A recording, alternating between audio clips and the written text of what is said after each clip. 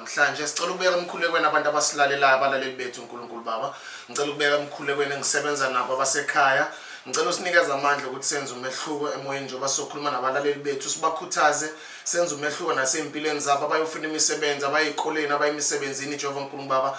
Ngicela ubasongathe ubanikeze nethemba lokuthi baqine baqhubekele phambili nokuthi baphumelele kuyo yonke into abafuna ukuyenza nakule viki Jehova uNkulunkulu Baba. Siyabonga umusa wakho, siyabonga nokuthi sivukile namhlanje siyaphila, sibeke emkhulekweni abaseyibhedlela, sibeke nama leaders wethu we-country uNkulunkulu Baba egameni lenkosi yethu Jesu Kristu kuze kube phakade. Amen. Breakfast, we're live all the way from Hollywood in Los Angeles. Thank you very much for joining us.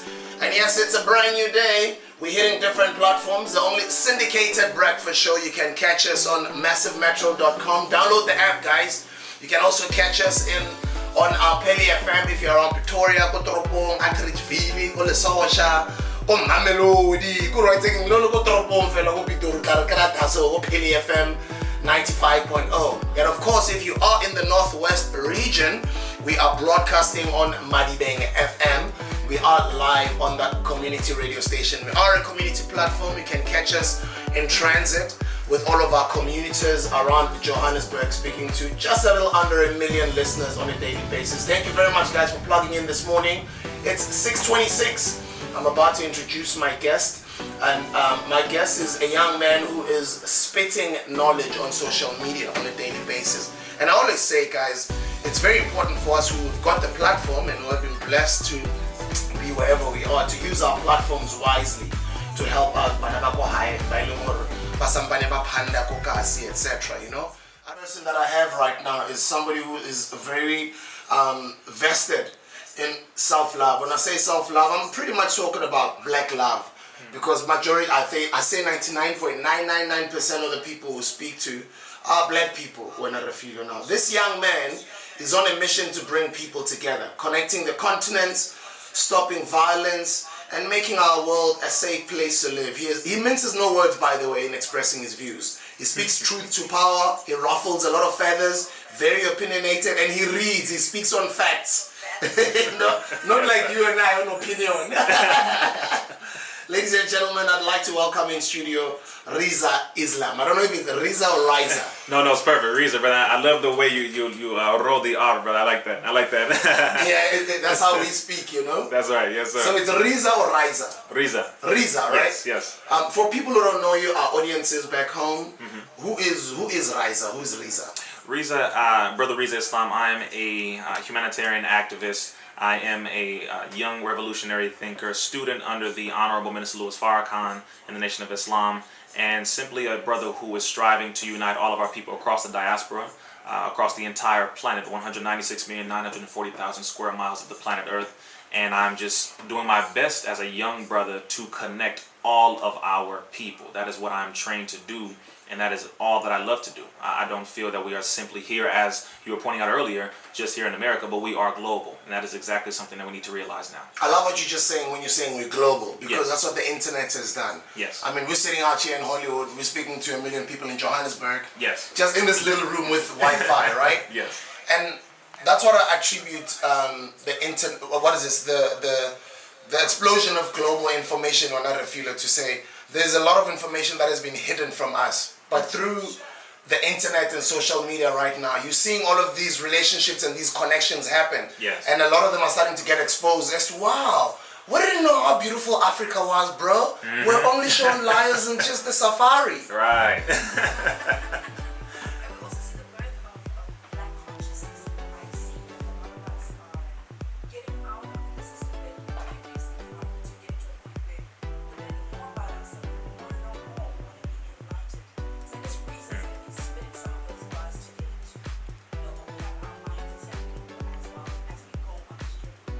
Definitely, it's the DJ Smooth Breakfast Tuesday morning. You are live on Massive Metro. MassiveMetro.com is where you can find us. Download the app, guys. Ebangle app, please. You can also find us on Peli FM, Kopitori, and Madibeng FM. Let's take a break. We're going to go to a news break, the headlines, and we're going to get into our sports. Come back with the song break as well. And then delve into our conversation with Rizza Islam. Good morning. He took the time to dig in deeper into the term black consciousness and what it meant, and some of its illustrations. And it's been quite interesting to see all the different leaders that speak similar analogy about black love.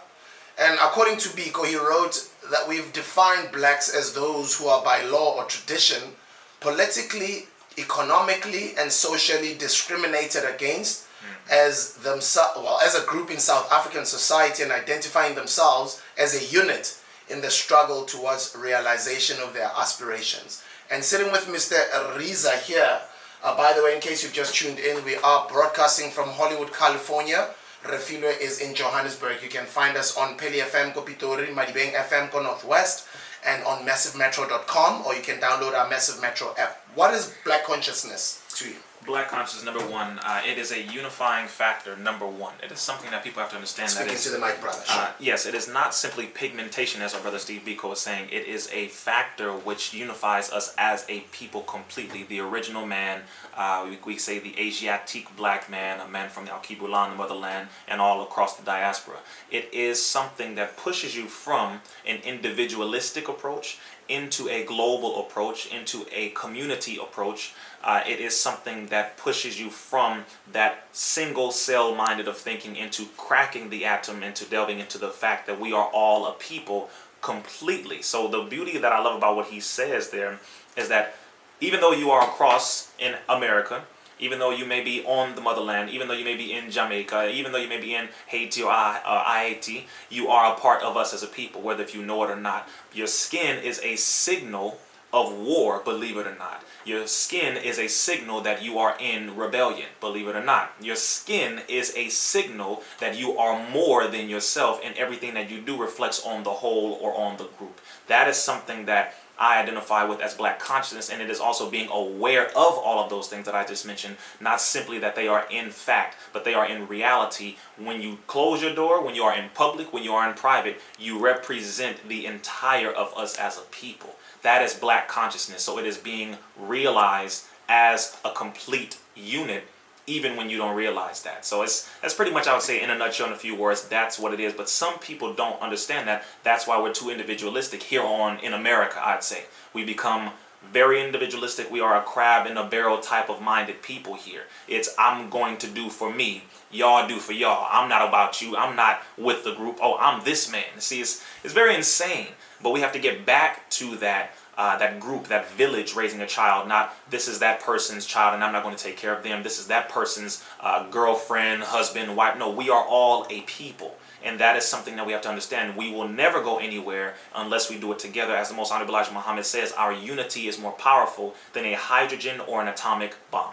Now, there's an awakening that's happening all over the world. Obviously, yes. The internet has helped connect all of us. Yes. And a lot of people, I think, I don't want to say they refuse to listen or hear the truth, but for a lot of people, I think it's just too overwhelming. Yes. I mean, how are you able to use your social media platforms? I mean, for me to be sitting with you like this, I got connected with you through social media a few months ago last year. Yes. And then I didn't know God has just led us to be together right now sitting here. That's right. But it's because of social media. Yes. Right now, you've got lots of kids back home, not only in South Africa, all over the continent, that are plugging into African American brothers that are here. And then I'm getting a lot of African American brothers who are starting to get excited about what the continent looks like, what it has to offer, our cultures, etc. Yes.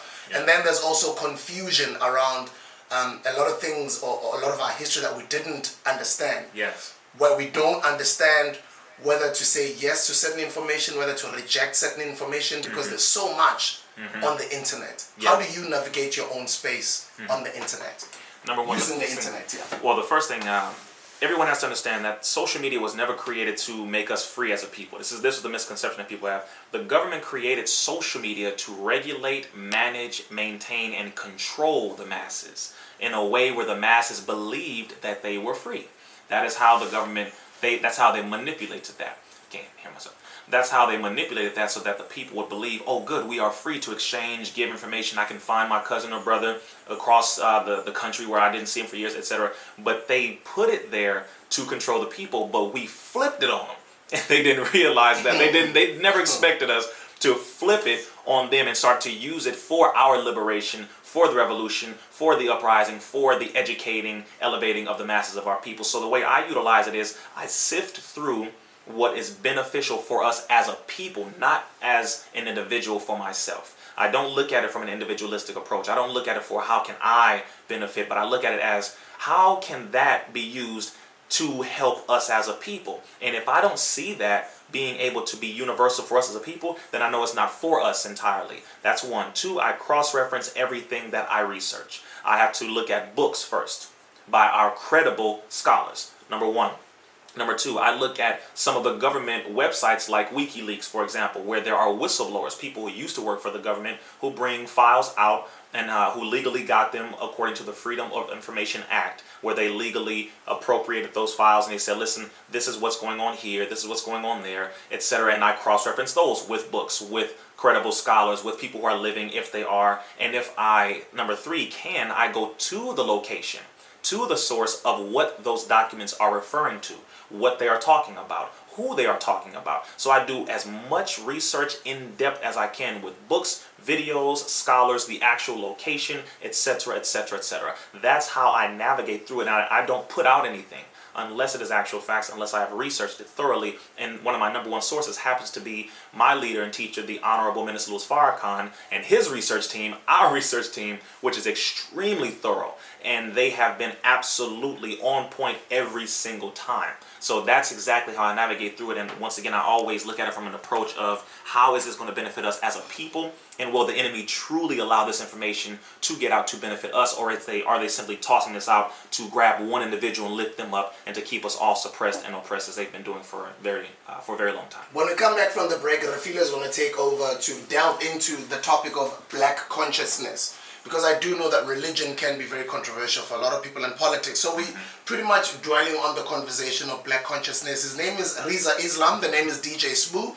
This is the DJ Spoo Breakfast coming at you all the way from Hollywood, California in Los Angeles. We are on different platforms. You can download our app. That's Massive Metro. You can get into our website, www.massivemetro.com. You can get us if you are in Pretoria, Kotswane, Kososhanguve, Mamelodi, Rangu, Karikreako, Peli FM 95.0, that's the FM frequency, or if you are in the Northwest, Reko Madibeng FM. Let's take a break, come back with a song break. We've got Cece, and then my sister Rafila will get into a black consciousness conversation with Rizza Islam out in Hollywood, Los Angeles, California. 6:46. Good morning.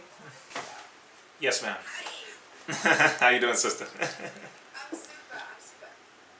Now, I'm coming from the context of a person albinism, right? So, black on the inside, white on the outside. And I heard you. Albinism, yeah. I'll show you a picture. She's beautiful. Beautiful. I understand that. We have sisters of all shades, yes. Thank you. I'm actually Africa's first successful model of albinism.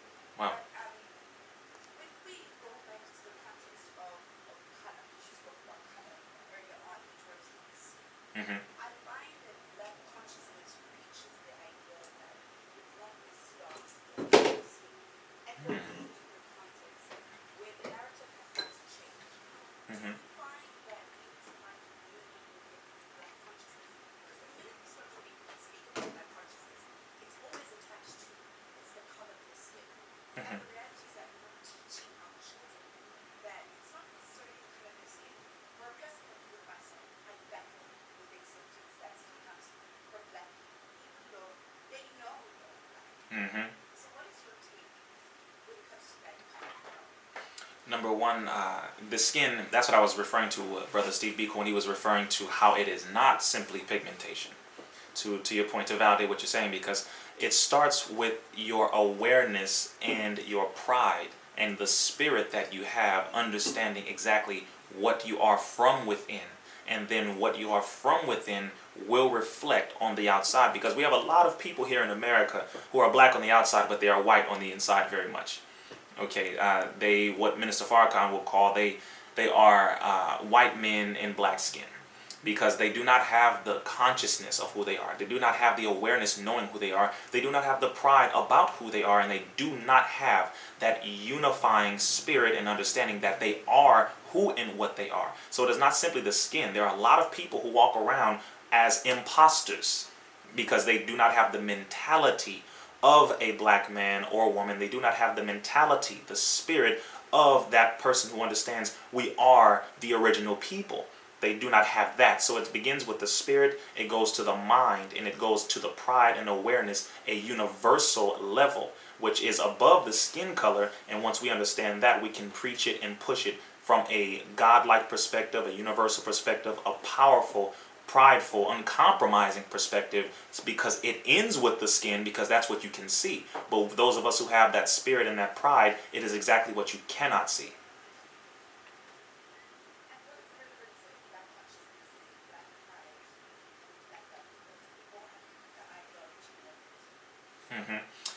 Black love, interestingly enough, that's now see, and I love how you guys are setting up these questions, because these are pregnant questions. These are questions that have so much, but I love it. So black love, number one, this is why here in America, when you say black love, it is a revolutionary act in America, because America, they promote the opposite. They promote two black people only, really. Everyone else, it's okay. If a Chinese man says he wants to be with a Chinese woman, it's okay. Italian man wants to be with an Italian woman, it's okay.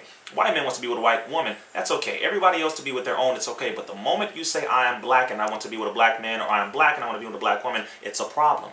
Why? Because the original people, us, the mothers and fathers of all civilization, are those who have been systematically, economically, agriculturally, spiritually, in every way possible put down and oppressed, so that we could never return to our level of greatness. And the fear is that this system of white supremacy believes in its heart, wholeheartedly, if it has a heart, that if we rise and come to prominence, that we will do exactly to them what was done to us. And that is the problem. So black love is something so powerful that it literally strikes fear in those who see anything else otherwise. Now, you just said we are the original people. For Yes. somebody who's listening right now, a young person is in a taxi going to school. Yes. We are the original people. What does that mean? Yes, original meaning all life came from the black man and woman, meaning everyone who was red skin, yellow skin, any type of pigment, brown skin, etc., all came from the blackest, the darkest hue. The original black man and woman, specifically from the motherland, that continent called Africa, but across the entire planet, we are indigenous to the planet. But it started with us, and everyone who knows that can understand that thoroughly. I just visited Ethiopia over December, and I just learned a lot of things about Ethiopian history. And basically, Ethiopian history has a lot to do with the world's history. Yes. And a lot of people don't know that. And I guess that's why they always say when you travel, you know, you get to experience and learn a lot of things. You just spoke now as well about returning to our greatness. Oh, yes. And a lot of our young people obviously, what do you mean returning to have we ever been great? Because everything that is great out there that we know of is by white people. Right. Oh, yeah. See, and that's the beauty. And this is why I'm so happy I'm able to speak to my brothers and sisters over there, because one, there are over 20,000 inventions by black people. Okay, the microphones that we are speaking on right now were invented by a black man. The phones that we are using right now to stream live via Instagram, Facebook, etc. were created by a black man. Brother Philip Emeagwali, a Nigerian brother, is the one who connected quantum bits of information with computers and processors so that you can use what is called the internet. All of these things, Mark Dean, a black man who established what is called the modern day computer chip, that was a black man. All of these things were created by us, but in the history books, we were told that we did not do much at all. As a matter of fact, in America, they teach us that history began in 1619. And they taught us that in history, black people, when they started here in America, we were slaves. Nothing else before. They don't tell us that we built kingdoms and we built nations, and we literally built everything from the pyramids in Egypt to the pyramids in Sudan, pyramids across the planet, that we literally created everything that is of a modern day usage. But they took these ideas and made it seem as though they created them, and that we were nothing but savages swinging in trees, had bones in our noses, and were doing nothing but just sitting around scratching ourselves until some white man came and civilized us. And they made us believe we were the cavemen, etc., etc., etc. So to any young brother or sister listening, you are far greater than you have ever imagined. Even if you do believe you are great right now, you are even more great. That is why when the European first met us, he believed and he looked at us as gods walking on earth, because of how tall we were and how powerful and how prideful we were and still are, some of us. And that is something that struck a level of envy and jealousy and caused a fighting between us, even though we were always loving and we were always opening the doors for them to come in. And that's something that we have learned more about. So now we're learning our history and we're resurrecting that consciousness, that true black consciousness, which once again is not just local, it's not just national, it's international and global across the entire planet. That's something that we have to understand, which is we have built greatness across the entire planet. His name is Rizza Islam. We're broadcasting from Hollywood, California. It's the DJ Smooth Breakfast. We're about to go to the 7 o'clock news bulletin. We're broadcasting on different platforms. You can find the DJ Smooth Breakfast on Peli FM, Halugo Pitori, Go Soshanguve, Go Rangua, Go Mamelodi, Go Akriji, Daso, Go Peli. You can catch us on 95.0, that's Peli FM. If you are in the Northwest, catch us on Maribang FM. And you can also download the Massive Metro app or go to www.massivemetro.com. Let's take a break, a news break. We'll come back with a bit of music, and we'll come back with Mr. Rizza Islam. You can follow him on social media. And then we're discussing black consciousness this morning. Happy Tuesday, Mzansi. Yashingoma, Brenda Mtambo, Umhlaba wethu lo. So, say Umhlaba wethu. Saba wetu. No, say Umhlaba wethu. Say it again, let's see. So the click is on the side. So you've got different clicks in South Africa. The one click is on the side. That's AHL. That's either Xhosa language or Zulu language. Is it a sucking sound or is it a push? Like it's a push. It's Umhlaba wethu. Umhlaba wethu means it's our land. This is our land. Umhlaba.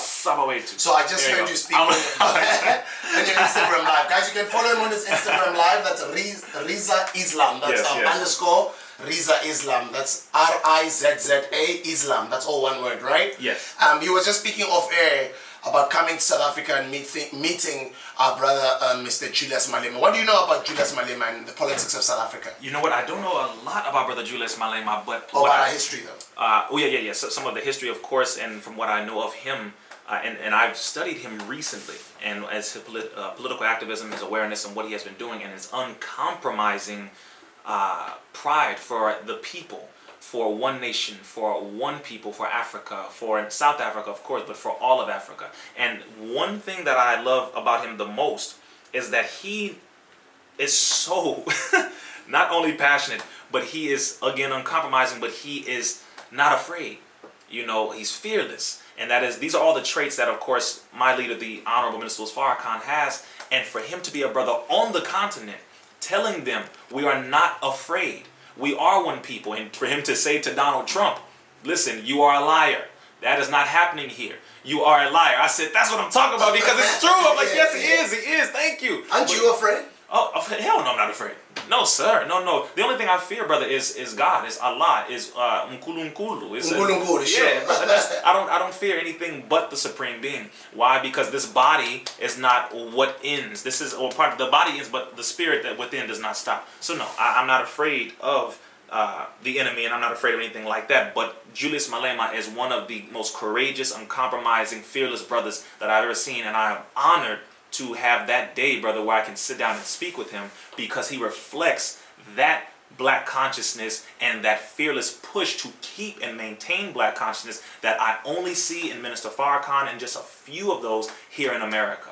I just heard you off air now. You're talking about the upcoming documentary being put together by rapper Nipsey Hussle, Grammy nominated. Yeah. Now, Dr. Sebi, through my work of following or doing my research on him on the internet, is that he actually had cured, and he cured a lot of people. He cured a lot of people on a lot of diseases. Oh yes. And he actually fought the government, and he won the case. And unfortunately, he had to pass on. Yes. And Nipsey Hussle, the rapper, is currently working on the documentary. And you're speaking about it off air now. For people who don't know, why is it important to guard what you eat? And why is it important to know certain things about what we ingest and how we can heal ourselves, as far as what Dr. Sebi taught?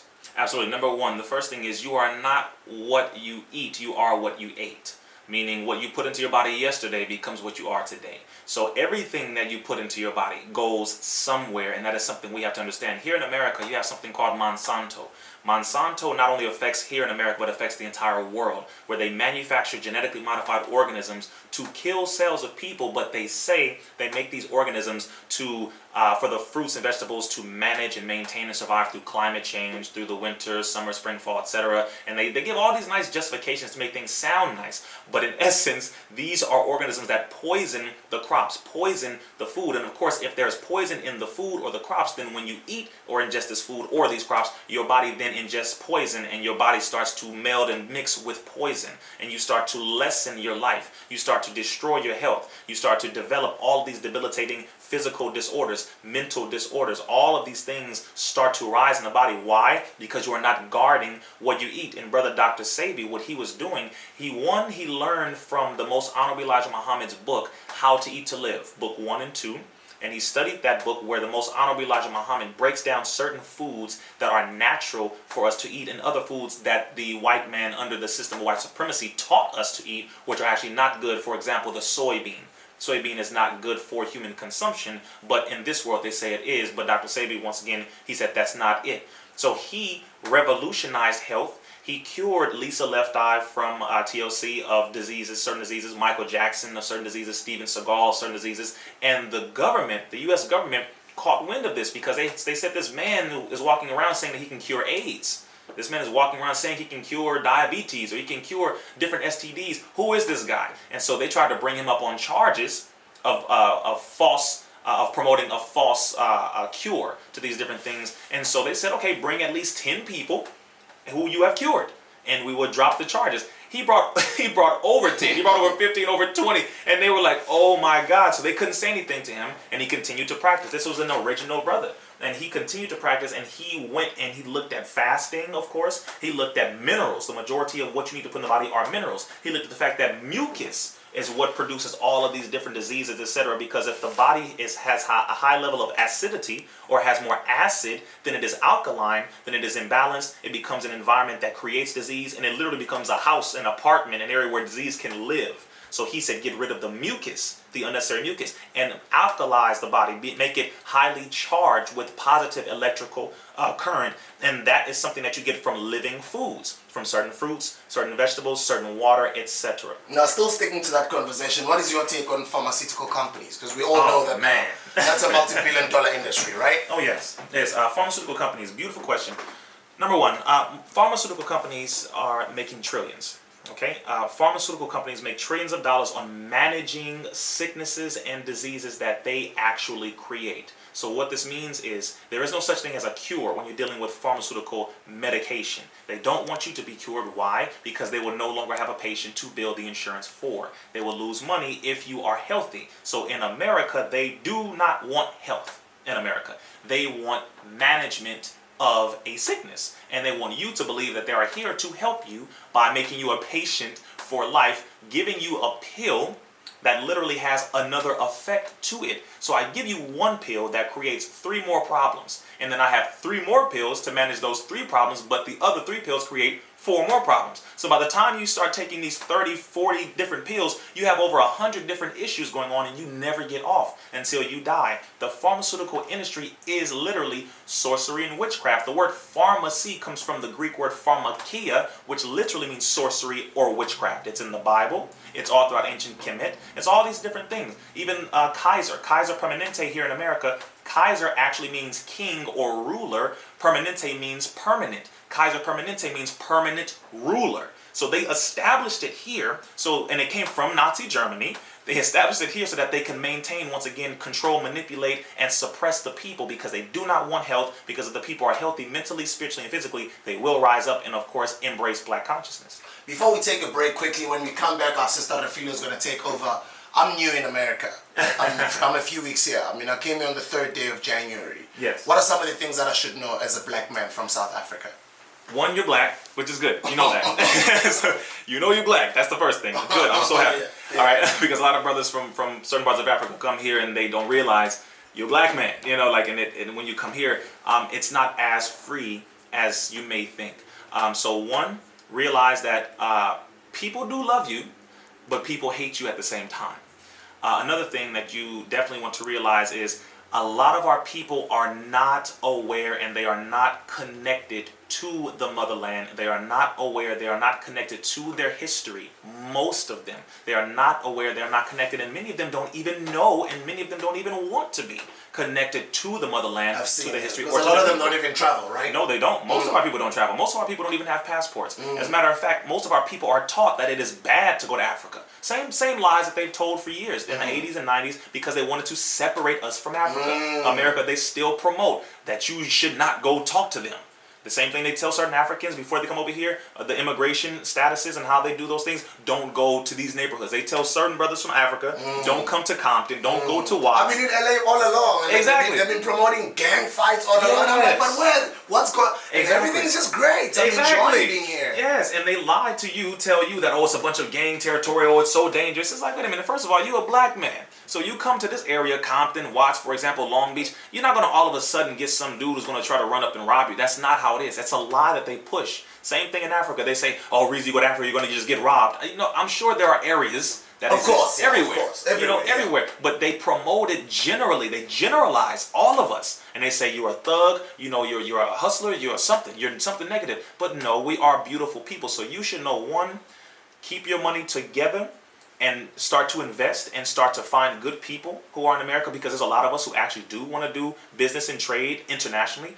Two, make sure to educate your people and start to let them know and tell them verbally. You have to tell them, I love you. I'm a brother from the continent and I love you, because a lot of us do not believe that our brothers and sisters really love us, because we are told that you hate us from the continent over Come on. That's what, bro, I'm telling you. But are you guys aware we've been watching you all our lives? No. We've been watching you guys from the days of Boys in the Hood. Yeah. From the days of one of those Spike Lee movies back in the day. Oh, yeah, all the way till today. And we love you guys. We have so much love for you guys. See, and that's not what we are told. We are told that Africans don't like African Americans. And they tell us that Africans don't like us, and that, oh, we shouldn't like them, and they don't want to work together with you. And I'm like, no, that's a lie. That is a lie. I know it's a lie, because of brothers like yourself, who I speak to myself. I don't listen to what the white man tells me about my brother. I don't care how many miles it is, or a boat trip, or a damn swim around. I don't care. That's my brother. You see, but many of us are very, very impressionable, because we are not conscious as black people. Many of us do not know our history, our culture, our religion, our God, anything. So we took on their mindset and we literally embrace what they say automatically. Same as with a doctor or pharmacist. His name is Rizza Islam. It's 7:21 on the DJ Smooth Breakfast. It's a Tuesday. I know you're going to work, you're going to school. When we come back from the ad break and a song break, my sister Refila is going to take over. We're speaking black consciousness, and we are connecting the two continents together. The only breakfast show that is broadcasting on all these different platforms. We're in two continents at the same time. Find us on massivemetro.com. Download our app, Massive Metro. And you can also find us on Peli FM 95.0 if you are in Pretoria. Hollywood Northwest, you can find us on Madibeng FM. It's the DJ Smooth Breakfast, all the way from Hollywood, California. Yeah, so the first thing is you have to look at those who are totally fearless and uncompromising.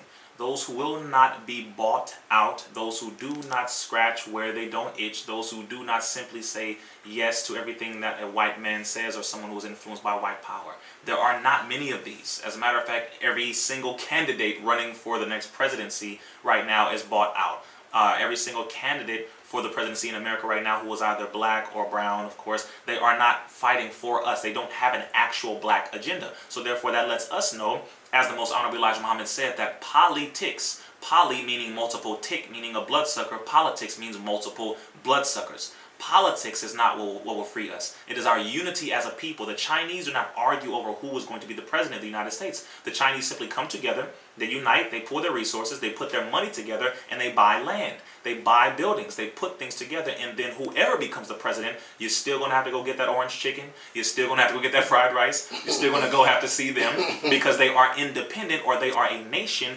within a nation.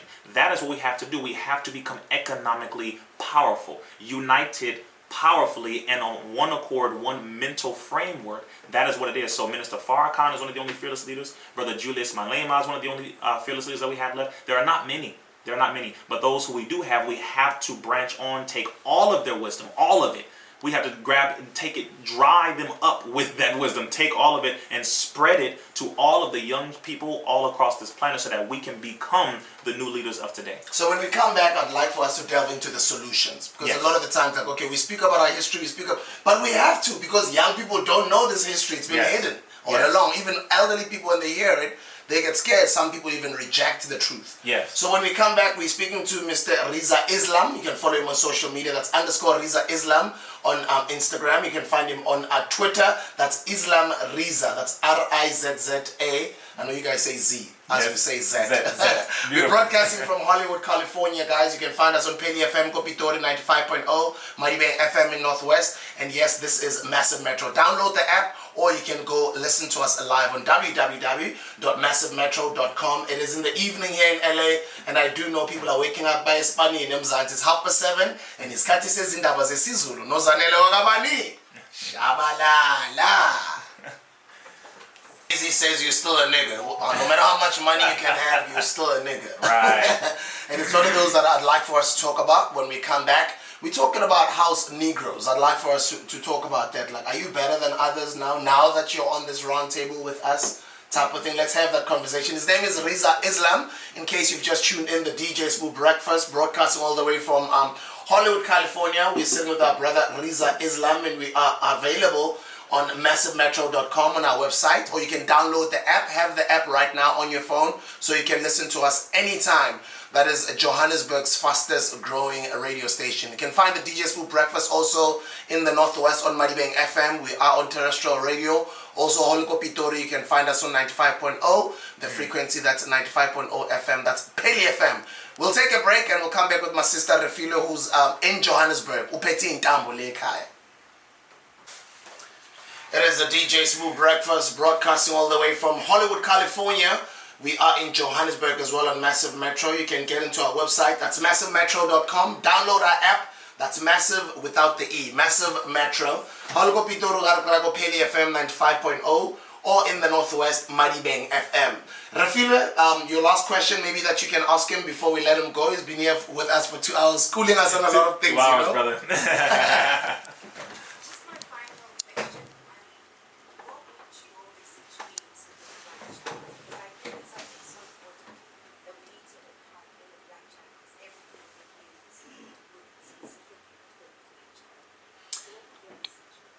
My message to the black child is, number one, you are by nature a powerful king or queen. You are royalty.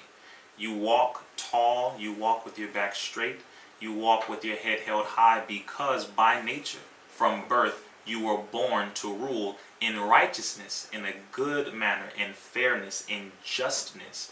That is what the African child, the black child, should know. And they should also know that we are the people who bring the example to the world.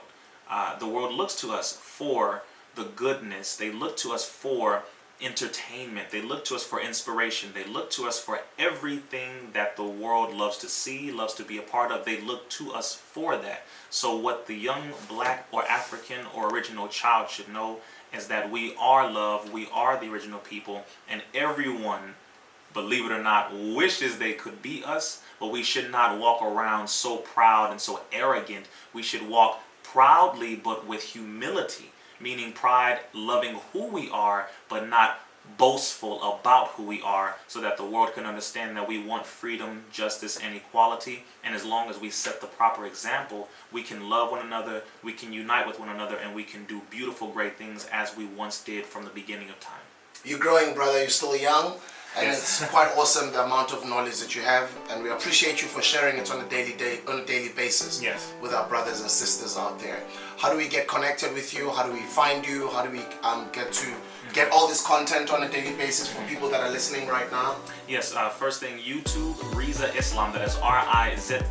It's the first time I get an American I'm to learning, say man. that. I'm learning, man. That's how you say Z. Z. I'm learning. Okay. So Rizza, last name Islam, Islam on YouTube, _ Rizza Islam on Instagram, @Islam Rizza on Twitter, Facebook / Rizza Islam and the number 1. If you would like to book me for speaking engagements, you can go to my email, bookrizzaislam@mail.com, or go to my website, rizzaislam.com, and click the big red button that says book Rizza. I'd be honored to serve, and I just continue to do my best, brother, every day. Brother, thank you so much for your time. We appreciate it. Yes, sir. I know a lot of people back home appreciate it. Times have changed. Not a lot of people listen to content at the same time, but the fact that this is going to exist online forever, a lot of people will be amassing themselves to this content, because this is what you share on a daily basis. You teach us. Yes. But for your humility, you're literally my first guest Wow. in the US. Wow. I'm gonna have so many guests. honored, This brother. platform is gonna grow. It's gonna be Wow. so big, bridging the continents. Yes. But just you being the first guest means a lot. That you were so humble enough to say, "Of course, bro, I'll be there." Thank you. Yes, I'm honored, brother. And thank you again, brother. Wow, the first guest, man. Yes, you are. Wow, first guest in the U.S. I'll Man. return the favor when you get to South Africa. Please, and if I said something wrong, man, let them know, hey, I'm the first one. I'm the first one, all right? So, But if you know he is, am I lying? doing my best, brother. Thank you so much. The DJ's Breakfast.